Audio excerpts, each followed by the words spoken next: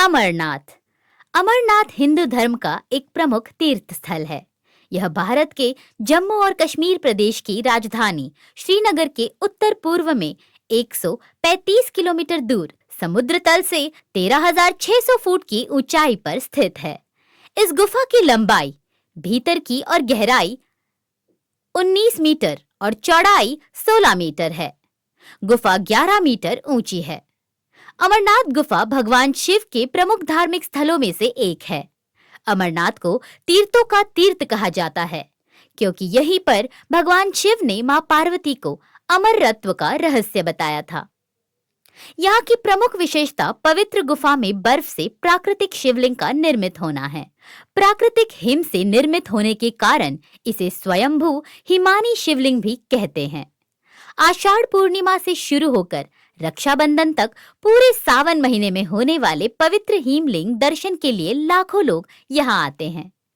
गुफा की परिधि लगभग 150 फुट है और इसमें ऊपर से बर्फ के पानी की बूंदें जगह जगह टपकती रहती हैं। यहीं पर एक ऐसी जगह है जिसमें टपकने वाली हिम बूंदों से लगभग 10 फुट लंबा शिवलिंग बनता है। चंद्रमा के घटने बढ़ने के साथ साथ इस बर्फ का आकार भी घटता बढ़ता रहता है। श्रावण पूर्णिमा को यह अपने पूरे आकार में आ जाता है और अमावस्या तक धीरे धीरे छोटा होता जाता है। आश्चर्य की बात यही है कि यह शिवलिंग ठोस बर्फ का बना होता है, जबकि गुफा में आमतौर पे कच्ची बर्फ ही होती है जो हाथ में लेते ही भुरभुरा जाए। मूल अमरनाथ शिवलिंग से कई फुट दूर गणेश, भैरव और पार्वती के वैसे ही अलग अलग हिमखंड हैं। इतिहास। अमित कुमार सिंह द्वारा लिखित अमरनाथ यात्रा नामक पुस्तक के अनुसार पुराण में अमर गंगा का भी उल्लेख है, जो सिंधु नदी की एक सहायक नदी है। अमरनाथ गुफा जाने के लिए इस नदी के पास से गुजरना पड़ता था। ऐसी मान्यता था कि बाबा बर्फानी के दर्शन से पहले इस नदी की मिट्टी शरीर पर लगाने से सारे पाप धुल जाते हैं। शिव भक्त इस मिट्टी को अपने शरीर पर लगाते थे। पुराण में वर्णित है कि अमरनाथ गुफा की ऊंचाई 250 फीट और चौड़ाई 50 फीट थी। इसी गुफा में बर्फ से बना एक विशाल शिवलिंग था, जिसे बाहर से ही देखा जा सकता था।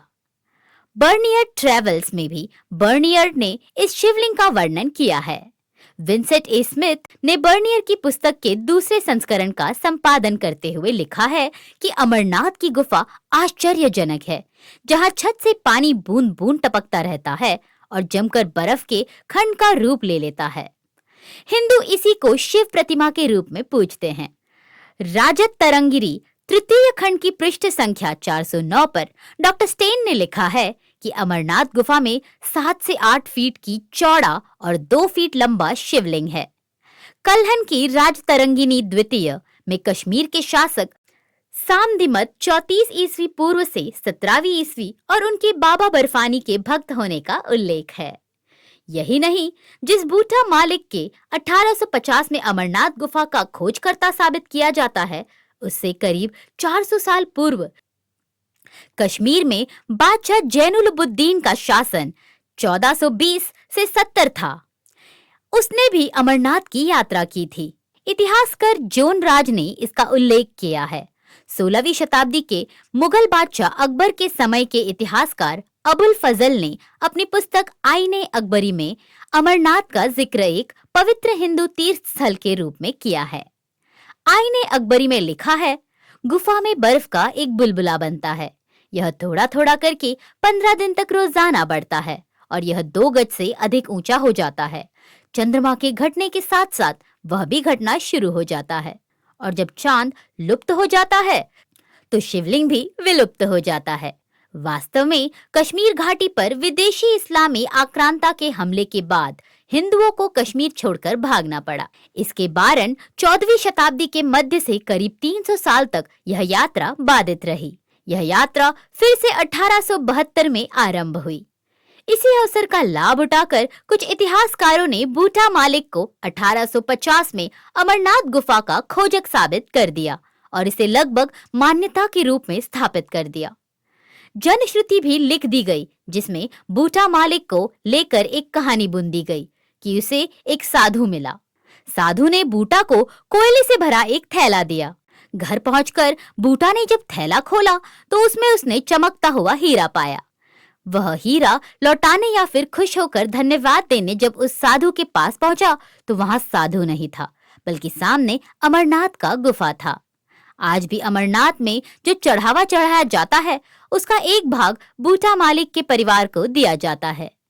चढ़ावा देने से हमारा विरोध नहीं है, लेकिन झूठ के बल पर इसे दशक दर दशक स्थापित करने का यह जो प्रयास किया गया है उसमें बहुत हद तक इन लोगों को सफलता मिल चुकी है। आज भी किसी हिंदू से पूछिए, वह नीलमत पुराण का नाम नहीं बताएगा, लेकिन एक मुस्लिम गरेडुए ने अमरनाथ गुफा की खोज की, तुरंत इस फर्जी इतिहास पर बात करने लगेगा। यही फेक विमर्श का प्रभाव होता है, जिसमें ब्रिटिशर्स मार्क्सवादी नेहरूवादी इतिहासकार सफल रहे हैं। बालटाल से अमरनाथ। जम्मू से बालटाल की दूरी 400 किलोमीटर है। जम्मू से उधमपुर के रास्ते बालटाल के लिए जम्मू कश्मीर पर्यटक स्वागत केंद्र भी बसें आसानी से मिल जाती है। बालटाल कैंप से तीर्थयात्री एक दिन में अमरनाथ गुफा की यात्रा कर वापस कैंप लौट सकते हैं। दोस्तों, अगर आपको ये वीडियो पसंद आया हो तो इसे लाइक और शेयर जरूर करें और हमारे चैनल को सब्सक्राइब भी करें। धन्यवाद।